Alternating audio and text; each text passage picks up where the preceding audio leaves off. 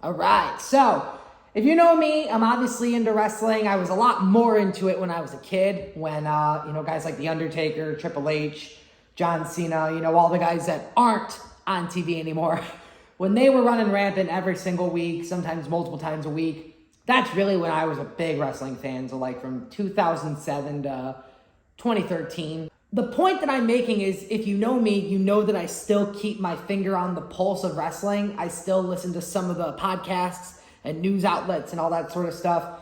The main wrestling podcast I listen to, like pretty much religiously, is the Jim Cornette Experience. The fact that my favorite wrestling podcast has a 4-minute clip where Jim Cornette is talking about my favorite TV show.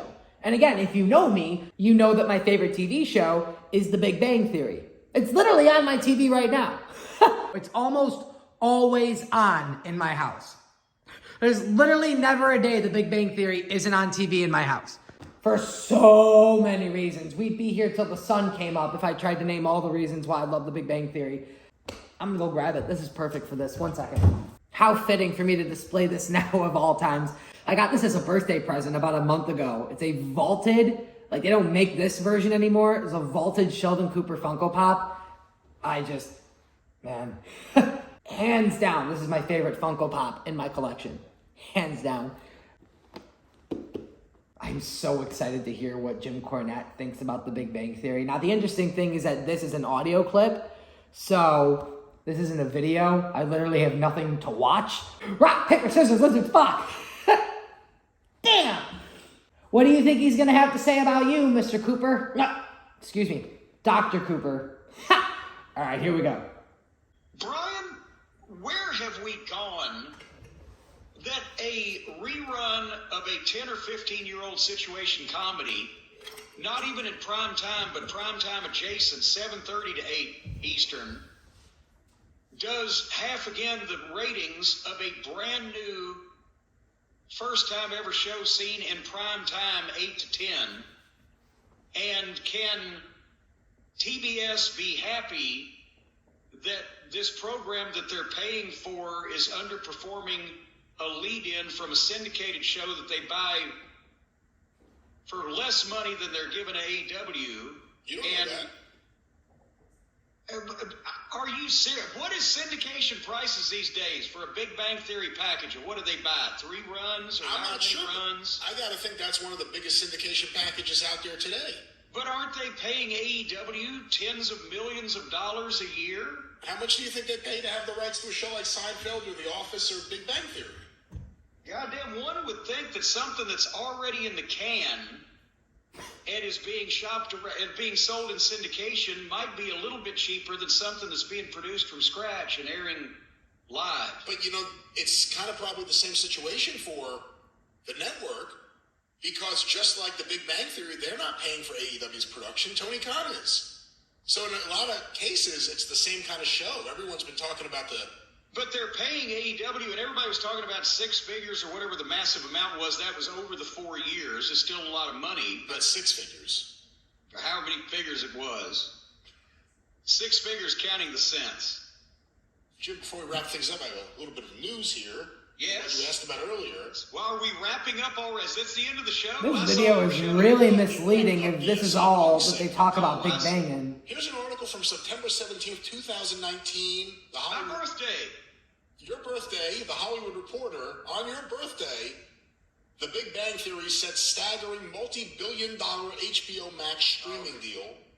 So again, it's HBO Max, but listen to this and then we can move on.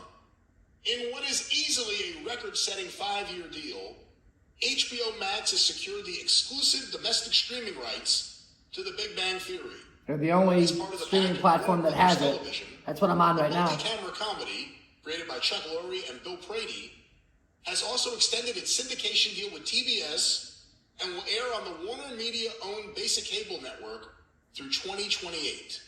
There's 20 seasons, and if I go a little further down, Jesus, to a 9-year deal at that time. Sources estimate that the deal, including both the streaming end and syndication extension, is worth billions of dollars. Jesus Christ. By comparison, HBO Max paid $425 million over 5 years, which is $85 million per year, to move the mega hit Friends from Netflix onto its own platform.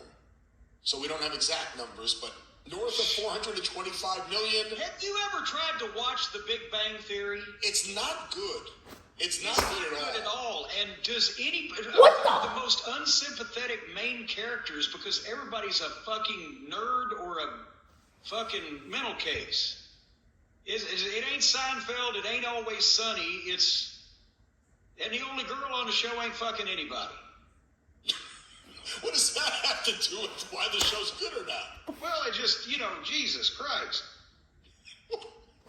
So anyway, The Big Bang Theory, nobody gets banged.